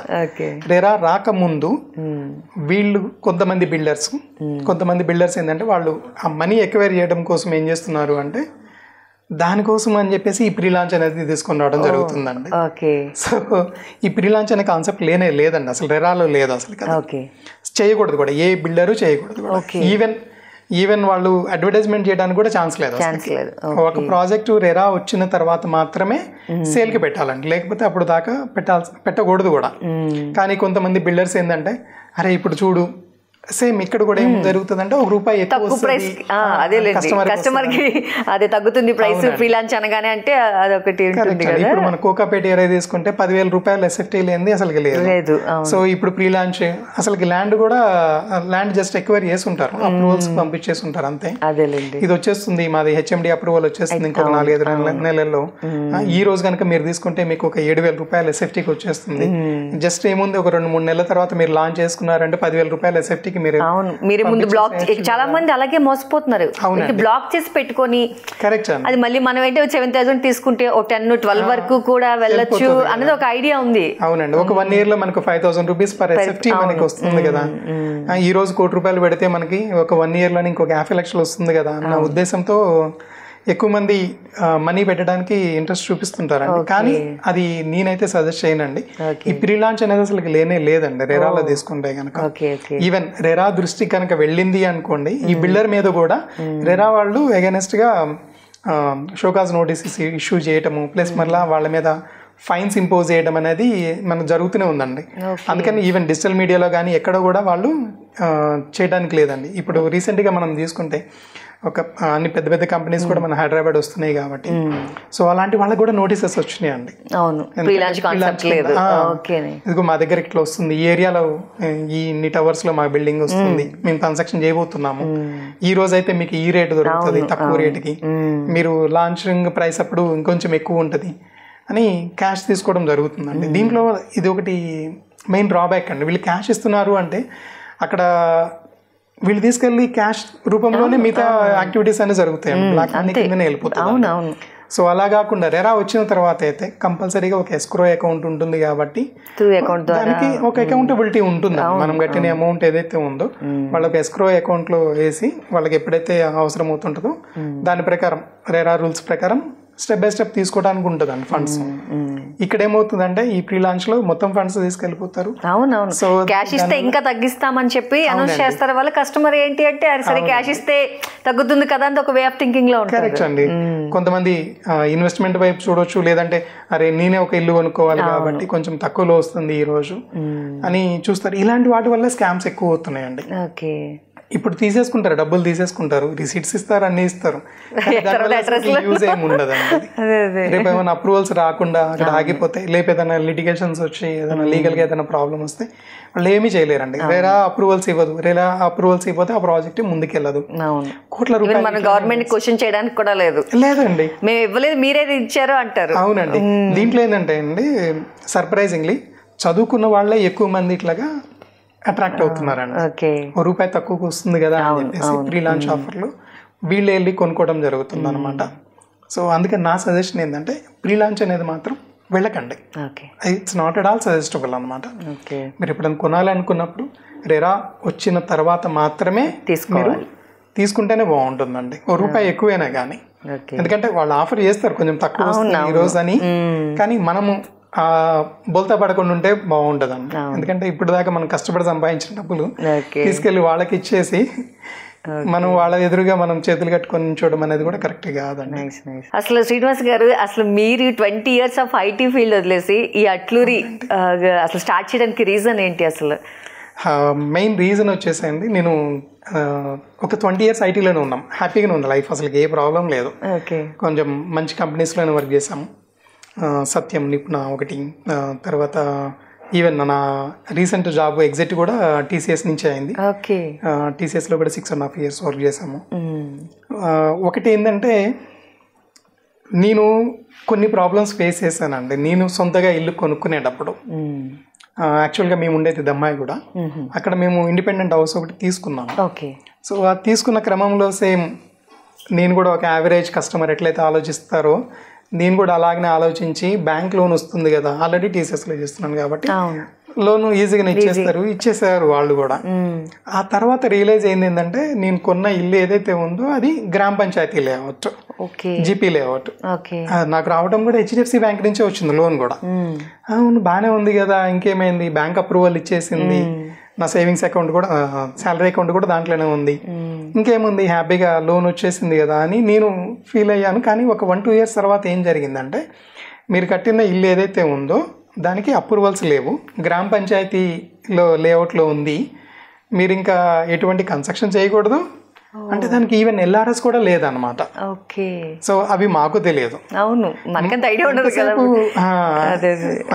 జాబ్కి వెళ్ళామా వచ్చామా అనేది ఉంటది, ఈ రియల్ ఎస్టేట్ గురించి ఐడియా లేదు. మనం ఎంతసేపటికి ఏంటంటే పర్సన్ నమ్ముతాము, మనకి చూపించిన పర్సన్ కూడా మా క్లోజ్ ఫ్రెండే కాబట్టి ఓకే అని చెప్పేసి అతని మీద నమ్మకంతో మేము తీసేసుకోవడం జరిగింది. బ్యాంక్ అప్రూవల్స్ ఇచ్చేటప్పుడు కూడా ఇంకా హ్యాపీగా ఫీల్ అయ్యాము, అంటే మనకి తెలియదు కదా వాళ్ళు ఎలా అన్ని ఉంటేనే బ్యాంక్ అప్రూవల్ చేస్తుంది అనుకుంటారు ఎవరైనా.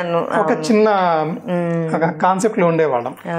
తీరా అది అయిపోయిన తర్వాత మాకు గ్రామ పంచాయతీ నుంచి నోటీసెస్ వచ్చినాయి, దీనికి ఎల్ఆర్ఎస్ పే చేయలేదు, మీరు కన్స్ట్రక్షన్ చేసిన ఇల్లు అయితే ఉందో అది ఇల్లీగల్ అని. దానికోసం మళ్ళీ మేము ఎల్ఆర్ఎస్ కి అప్లై చేసి ఎల్ఆర్ఎస్ రెగ్యులరైజ్ చేసుకొని దాని తర్వాత అప్పుడు కొంచెం దానికి ఒక 2-3 years టైం పట్టిందండి. ఈ ప్రాసెస్ అంతా అయిపోయిన తర్వాత ఇంకా నేను ఆలోచించింది ఏంటంటే అరే ఇంత చదువుకొని ఇంత జాబ్ చేస్తావు కూడా మనమే బోల్తా పడ్డాము, అసలుకి ఈ రియల్ ఎస్టేట్ అంటే ఏంటిది, దీంట్లో ఉన్న రూల్స్ అండ్ రెగ్యులేషన్స్ ఏమేమి ఉన్నాయి, ఏది మంచిది ఏది చెడు, ఇవన్నీ తెలుసుకోవడంతో పాటు నా జర్నీ స్టార్ట్ అయిందండి. సో అలాగని దీంతో పాటు ఏంటంటే నేను కూడా చిన్న బోల్తా పడ్డాము, ఒక తెలియకుండానే ఇట్లా ఒక ఇన్వెస్ట్మెంట్ చేసాము, ఒక ఫీల్డ్లోకి రాకముందు. సో అక్కడ కూడా బోల్తా పడేటప్పటికి అరే మనం ఇంత చదువుకొని కూడా మనమే ఇట్లాగా అయ్యాము, సో దీని మీద కనీసం అవేర్నెస్ అని ఇవ్వాలి. ప్లస్ మరలా మనం ఏంటంటే యాజ్ అన్ ఏజెంట్ గాను లేకపోతే యాజ్ అన్ బ్రోకర్గా కాకుండా ఒక కన్సల్టెంట్గా మనం ఉండాలి. మనము ప్లస్ ఏమైతే ఉన్నాయో అవి చెప్దాము, మైనస్ ఏమైతే ఉన్నాయో రెండు చెప్దాము, ప్రోస్ అండ్ కాన్స్ రెండు ఎక్స్ప్లెయిన్ చేద్దాం. సో దాన్ని బట్టేసేసి కస్టమర్కి ఏంటంటే ఛాయిస్ ఇద్దాము. మనం ఎక్కువ మంది చేసేది ఏంటంటే కస్టమర్ని తీసుకుని ఇది కొనండి అని చెప్తుంటారు, అలా కాకుండా తన రిక్వైర్మెంట్ చూసుకొని దాని ప్రకారం మనము ఆప్షన్స్ ఇచ్చామనుకోండి అది తన ఇష్టం అవుతుంది. ప్రోస్ కాన్స్ రెండు ఎక్స్ప్లెయిన్ చేయగలిగితే బాగుంటుంది అన్న ఉద్దేశంతో నేను స్టార్ట్ అయ్యాను. సో అదేంటంటే చిన్నగా ఏంటంటే నేను స్టార్టింగ్లో పార్ట్ టైం కిందనే చేశాను, కొన్ని రూల్స్ రెగ్యులేషన్స్ అని తెలుసుకుంటా, నేను రెరా సర్టిఫికేట్ తీసుకొని దాని మీద ట్రైనింగ్ తీసుకొని దాని మీద ఒక ఎగ్జామ్ ఇచ్చి నా జర్నీ స్టార్ట్ చేసిన తర్వాత కొంచెం పార్ట్ టైం చేస్తా ఉన్న టైంలో సో దాన్ని అప్పుడు అనిపించిందండి, ఎందుకంటే అండి ఒక కస్టమరు అన్ని సంవత్సరాలు కష్టపడి సంపాదించుకున్న డబ్బులు తీసుకొచ్చి తను ఒక సొంత ఇంటి కళని నెరవేర్చుకోవటము, లేకపోతే ఒక పీస్ ఆఫ్ ల్యాండ్ ఇప్పించేసి అది వాళ్ళ పిల్లలకో లేకపోతే నెక్స్ట్ జనరేషన్కో లేకపోతే వాళ్ళ పాప మ్యారేజ్కో లేకపోతే వాళ్ళ బాబు ఎప్పుడన్నా బయటికి యూఎస్ కానీ ఎక్కడికైనా వెళ్ళాలనుకున్నప్పుడు ఆ ల్యాండ్ అమ్మేసి ఆ డబ్బులు తీసుకెళ్ళి యూఎస్ పంపించటము. సో ఇవన్నీ చూసేటప్పటికి ఏంటంటే తను వచ్చి కస్టమర్ వచ్చేసి శ్రీనివాస్ రెడ్డి గారు ఆ రోజు మీరు ఈ ఇల్లు కొనిపించారు కదా, దీని మీద ఇప్పుడు లోన్ తీసుకొని మా బాబుని నేను యూఎస్ పంపిస్తున్నాను, లేకపోతే మీ పాప కోసం అని చెప్పేసి ఆ రోజు ల్యాండ్ తీసుకున్నాను, ఇప్పుడు ఆ ల్యాండ్ ఇన్ని టైమ్స్ పెరిగింది, దీనివల్ల నాకు మంచి బెనిఫిట్ వచ్చింది, పాప మ్యారేజ్ నేను ఎటువంటి అప్పులు లేకుండా చేయగలిగాను అని విన్నప్పుడు ఏమవుతుందంటే మేడం అది ఆ హ్యాపీనెస్ వేరు ఉంటుంది. అఫ్కోర్స్ మనకి డబ్బులు వచ్చినాయి కాదనట్లేదు, ఆ ల్యాండ్ ఇప్పించినప్పుడు లేకపోతే అమ్మించినప్పుడు వచ్చినాయి కాదనట్లేదు, కానీ వాళ్ళు చెప్పిన మాటలు ఏమైతే ఉన్నాయో అవి విన్నప్పుడల్లా అసలుకి చాలా హ్యాపీగా అనిపించేది. అంటే అది ఒక ఫ్యామిలీకి మనం ఒక ఎసెట్ ఇచ్చాము అనేది నాకు చాలా బాగా అనిపించి, సో దీన్ని ప్రొఫెషనల్గా నేను ఎందుకు స్టార్ట్ చేయకూడదు అన్న ఉద్దేశంతో నేను ఇంకా నా లాస్ట్ జాబ్ ఏదైతే ఉందో టీసీఎస్కి అక్కడ రిజైన్ చేసి నేను కంప్లీట్గా రియల్ ఎస్టేట్కి రావడం జరిగిందండి.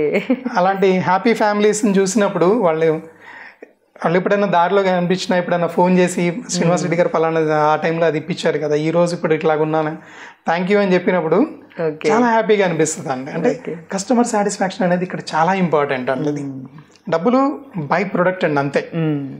ఉంటేనే డబ్బులు వస్తూనే ఉంటాయి, కానీ కస్టమర్ని సాటిస్ఫై చేయడం అనేది, కస్టమర్కి తనకు నచ్చిన ప్రోడక్ట్ తనకి ఇప్పించి అది రేపు తన అవసరానికి ఉపయోగపడేటట్లుగా చేసాము అంటే అంతకు మించిన హ్యాపీనెస్ ఇంకొకటి ఉండదండి. సో ఇక్కడ నాకేంటంటే రెండు దొరుకుతున్నాయి. జాబ్లో ఉన్నప్పుడు ఏంటంటే నేను ఒక్కడనే హ్యాపీగానే ఫీల్ అయ్యామండి, నా ఫ్యామిలీ హ్యాపీగా ఫీల్ అయ్యేది, నాకు రావాల్సిన శాలరీ నాకు వచ్చేసేది, అయిపోయింది. కానీ ఇక్కడ ఏంటంటే డబ్బులు వస్తున్నాయి, అట్ ది సేమ్ టైం ఏంటంటే కస్టమర్ కళ్ళల్లో హ్యాపీనెస్ చూసేటప్పటికి అది ఇంకా అసలుకి ఆ సాటిస్ఫాక్షన్ వేరే ఉంటుందండి. నాకు డబల్ బొనాంజా అనుకో. సో మీరు ఎప్పుడైతే ఫీల్ అవ్వలేదు ఈ ఫీల్ లో మళ్ళీ ఎందుకు అది వదిలేసి ఇది వచ్చానా అనేది రిగ్రెట్ అసలు ఎప్పుడూ లేదండి. రెండు ఉన్నాయి కదండి ఇంట్లో ప్రశాంతి గారు, డబ్బులు ఉన్నాయి, at the same time tension కూడా ఉంటుంది కదా. టెన్షన్ కూడా ఉంటుంది, ఉండదని కాదు, కానీ దాని ముందు ఏంటంటే ఈ హ్యాపీనెస్ అనేది కస్టమర్ వచ్చి చెప్పగానే ఇంకా చాలా హ్యాపీగా ఫీల్ అవుతాం. ఇంకొకటి ఏంటంటే ఈ కస్టమర్ ఒకసారి ఒక ప్లాట్ లేకపోతే ఒక ఇల్లు ఫ్లాట్ మన దగ్గర కొన్న తర్వాత తను ఇంకొక రిఫరెన్స్ ఇస్తాడు కదండి, తను ఇంకొకరి రిఫరెన్స్ ఇచ్చాడు అంటేనే మనల్ని నమ్మాడు, మనం ఒక మంచి ప్రోడక్ట్ ఇచ్చామనేది నా నమ్మకం అండి అది. సో ఆ రిఫరెన్సెస్ ద్వారా కూడా మార్కెట్ బాగా జరుగుతుంది అండి నా దగ్గర. సో ఆ హ్యాపీనెస్ చాలా బాగుంటుందండి. తను ఇచ్చాడు కాబట్టి, రిఫరెన్స్ ఇచ్చాడు అంటే తను నమ్మాడు కాబట్టి ఆ ప్రోడక్ట్. ప్లస్ మళ్ళీ మేము ఎక్కడికైనా కస్టమర్ దీన్ని తీసుకొని వెళ్ళినప్పుడు కూడా మేము చాయిస్ చూపించినప్పుడు కూడా తనకి ఏదైనా ఫీడ్బ్యాక్ అడుగుతామండి. అసలు ఏంటి మీ ఫీడ్బ్యాక్ ఏంటి, కొన్నా అడుగుతాము, కొనకపోయినా అడుగుతామండి. సో కొనలేదనుకోండి ఎందుకనేది మేము తీసేసుకొని అది మళ్ళీ మేము దాంట్లో ఏదైతే ఉన్న ప్రాబ్లమ్స్ అవి రెక్టిఫై చేయడానికి ట్రై చేస్తాము. కొన్నారు అంటే ఓకే, తను వాళ్ళ పాప కోసమో బాబు కోసమో కొన్నారు, లేదు తను ఉండటానికి కొన్నారు, తను ఒక 20 సంవత్సరాల కళ ఇప్పుడు తీరబోతుంది. సో ఇవన్నీ మేము ఫీడ్బ్యాక్ తీసుకోవడం జరుగుతుందండి. సో ఎక్కువ మంది ఈ రియల్ ఎస్టేట్లోకి రావడానికి ట్రై చేస్తుంటారండి, కానీ వచ్చి నిలబడే వాళ్ళు చాలా తక్కువ మంది ఉంటారండి. ఎక్కువ మంది వచ్చేది ఏంటంటే డబ్బుల కోసం వస్తారండి, కానీ కాదనట్లేదు, డబ్బులు ఉన్నాయి, డబ్బులు లేకుండా ఏమీ లేవు, డబ్బులు వస్తాయి. కానీ వీళ్ళు ఎక్కువ మంది ఆలోచించేది ఏంటంటే కస్టమర్కి ఇచ్చే ప్రొడక్ట్ గురించి ఆలోచించరు అనమాట. తన నీడ్ ఏంటిది అనేది చూసుకోవడం అనేది చాలా తక్కువ మంది, తన రిక్వైర్మెంట్ తెలుసుకోరు. మన దగ్గర ఏదైతే ప్రొడక్ట్ ఉందో ఇది అమ్మటానికి ట్రై చేస్తారు, కొనండి అని చెప్తుంటారు అనమాట. దీనివల్ల ఎక్కువ మంది మిస్ అవుతుంటారు ఒకటి. రెండోది ఏంటంటే వీళ్ళు ఒక 3 months 6 months టార్గెట్ పెట్టుకొని వస్తారండి. ఈ వచ్చిన టైంలో ఏమవుతుందంటే వాళ్ళ రెగ్యులర్ కమిట్మెంట్స్ ఉండేటప్పటికి ఇక్కడ ఒక డీల్ కూడా కాకపోయేటప్పటికి వీళ్ళు ఏం చేస్తారంటే బయటికి వెళ్ళిపోయి మళ్ళీ అరే రియల్ ఎస్టేట్ అనేది నాకు వర్కౌట్ కాదు అని చెప్పేసి మళ్ళీ వాళ్ళ రొటీన్ జాబ్ ఏదైతే ఉందో లేకపోతే వాళ్ళ బిజినెస్ ఏదైతే ఉందో అటు వెళ్ళిపోతారు. కొంతమంది వస్తారు, కొన్ని మోటివేషనల్ వీడియోస్ చెప్తుంటారు కదా, రాగానే మీకు కోట్లు వస్తాయి అని చెప్పేసి చెప్తారు. ఉన్నాయి, కోట్లు ఉన్నాయి, కానీ రాగానే day 1 లో అయితే రాదు. దానికి కొంచెం its own time. 5 years 10 years మనం ఉన్నాం అనుకోండి, నిజంగా చెప్పినట్లుగా కోట్లు వస్తాయి. కానీ ఈ మోటివేషనల్ వీడియోస్ ఇవన్నీ విని కోర్టు వచ్చేస్తుంది అని చెప్పేసి వాళ్ళు ఉన్నాయి కూడా వదిలిపెట్టేసుకొని వచ్చేస్తారు కదండి. వాళ్ళు ఒక టైం పీరియడ్ ఇచ్చుకుంటారు, ఒక 1 month 3 months అట్లా ఇస్తారు. సరే ₹1,00,000 అన్నారు కదా, 1 yearలో ₹1,00,000 అంటే నాకు నెలకు ఒక 10 లక్షలు వస్తాయి, 3 నెలల్లో 30 లక్షలు వస్తాయి కదా అని వస్తారు. ఈ టైంలో ఏంటంటే రియాలిటీకి వచ్చి చూస్తే కొద్దిగా టఫ్ ఉంటుంది, అది రాదు. అది నెలకి 10 లక్షలు సంపాదించవచ్చు, కానీ అది మనము ఈ రియల్ ఎస్టేట్లోకి వచ్చి అసలు రియల్ ఎస్టేట్ గురించి తెలుసుకొని దీంట్లో ప్రోస్ ఏంటి, కాన్స్ ఏంటి, అసలు కస్టమర్ని ఎట్లా హ్యాండిల్ చేయాలి, కస్టమర్కి కావాల్సిన రిక్వైర్మెంట్స్ ఎట్లా తెలుసుకోవాలి, ఇవన్నీ తెలుసుకున్న తర్వాత ఎంట్రీ అయితే బాగుంటుంది. నా సజెషన్ కూడా ఏంటంటే ఎవరైతే రియల్ ఎస్టేట్లోకి రావాలని అనుకుంటున్నారో, నేను అలాగనే వచ్చాను కాబట్టి చెప్తాను, పార్ట్ టైం చేసుకోండి స్టార్టింగ్లోనే.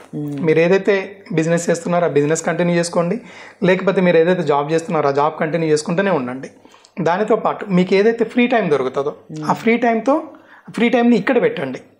మీకు ఒక మెంటరో లేకపోతే ఒక కోచో లేకపోతే ఏదో కంపెనీకో మీరు టైఅప్ అయ్యి మీరు వాళ్ళ దగ్గరికి వెళ్ళి కొద్దిగా ట్రైనింగ్స్ తెలుసుకోండి, రియల్ ఎస్టేట్ గురించి తెలుసుకోండి, రెరా సర్టిఫికేట్ తీసుకోండి.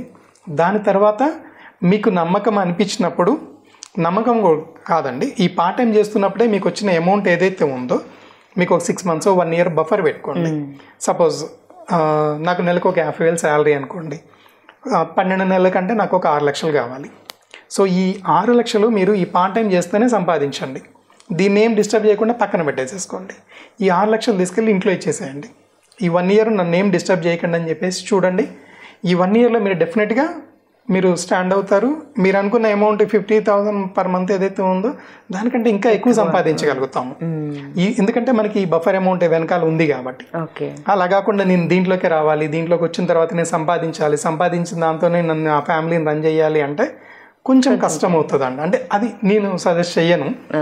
నేను సజెషన్ చేసేది నేను చేశాను కాబట్టి చెప్తున్నా. ఈ విధంగా చేసుకుంటే వర్కౌట్ డెఫినెట్గా అవుతుంది. వాళ్ళు అనుకుంటున్నట్లుగా కోట్లు కూడా సంపాదించగలుగుతారు. కానీ ఈ చిన్న టాస్క్ చేయాలండి. రాగానే వచ్చేస్తాయి అంటే అది కొంచెం కష్టం. కొంతమందికి రావచ్చేమో, కానీ ప్రాక్టికల్గా చూసుకుంటే నేను ఫేస్ చేశాను కాబట్టి కొద్దిగా టఫ్ ఉంటుందండి. వాళ్ళు కొంచెం ఆ బఫర్ టైం ఇవ్వగలిగి ఆ బఫర్ అమౌంట్ కనుక వాళ్ళు ఇక్కడి నుంచే సంపాదించమని చెప్పండి. ఇక్కడి నుంచి సంపాదించుకునే అమౌంట్ పక్కన పెట్టుకోగలిగితే డెఫినెట్గా సక్సెస్ అవుతారండి. రియల్ ఎస్టేట్ అనేది నెవర్ ఎండింగ్. ఇక్కడ ఏంటంటే 2 వైపుల నుంచి మనకి డబ్బులు వస్తాయి. అమ్మిన డబ్బులు వస్తాయి, కొన్న డబ్బులు వస్తాయి. అఫ్ కోర్స్ ఎవరో ఒకళ్ళు 2 నేనే చేసుకున్నాను అనుకోండి, 2 నాకే వస్తాయి. బయర్ నా వైపునే ఉన్నాడు, సెల్లర్ నా వైపునే ఉన్నారు అంటే 2 వైపుల నుంచి నాకే ఇన్కమ్ వస్తుంది. లేదు వేరే వాళ్ళ సైడ్ నుంచి వచ్చిందంటే షేరింగ్ అన్న జరుగుతుంటుంది. ఎటువైపు ఏం జరిగినా ప్రతి ట్రాన్సాక్షన్కి ఉంటుందండి. ఇప్పుడు మీరు వేరే ఏదైనా కాన్సెప్ట్ సెల్లింగ్ అట్లా తీసుకున్నారనుకోండి, ఇన్సూరెన్స్ కానీ ఏదన్నా ఎగ్జాంపుల్ తీసుకున్నారంటే దాంట్లో ఏంటంటే ఇప్పుడు కొన్నప్పుడే డబ్బులు వస్తాయి, అంటే కమిషన్ కానీ ఏదన్నా వస్తుంది. అమ్మినప్పుడు రాదు. అమ్మటం అంటే కస్టమర్ హ్యాండ్ ఓవర్ చేశాడు అనుకోండి కంపెనీకి, అప్పుడు డబ్బులు రావు. కానీ ఎస్పెషల్లీ రియల్ ఎస్టేట్లో మాత్రం ప్రతి ట్రాన్సాక్షన్కి వస్తుందండి. ఎందుకంటే ఒక ఇన్వెస్టర్ వచ్చారు అంటే ఇప్పుడు 1 కోటి రూపాయలు పెట్టి ఎక్కడైనా ఇన్వెస్ట్మెంట్ చేశారు అంటే తనకు 1,20,00,000 30,00,000 ప్రాఫిట్ వచ్చింది అనుకోండి, ఆ 1,30,00,000 తీసుకుని బయటకు వచ్చి మళ్ళీ ఇంకో దగ్గర ఇన్వెస్ట్మెంట్ చేయడానికి రెడీ ఉంటాడండి.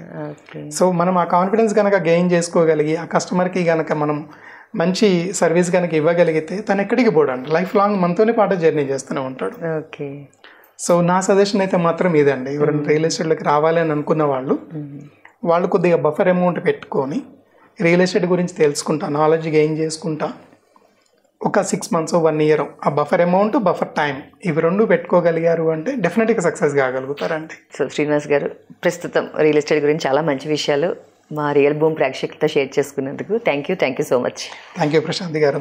రియల్ భూమ్ ప్రేక్షకులకు ఇప్పటిదాకా నా వీడియోస్ని ఆదరించినందుకు ఇంకా కొత్త ఇన్ఫర్మేషన్తో మీ ముందుకు వస్తాను. మీకు ఇంకా ఎటువంటి డౌట్స్ ఏమన్నా ఉన్నా కానీ నన్ను హ్యాపీగా కాంటాక్ట్ చేయొచ్చు.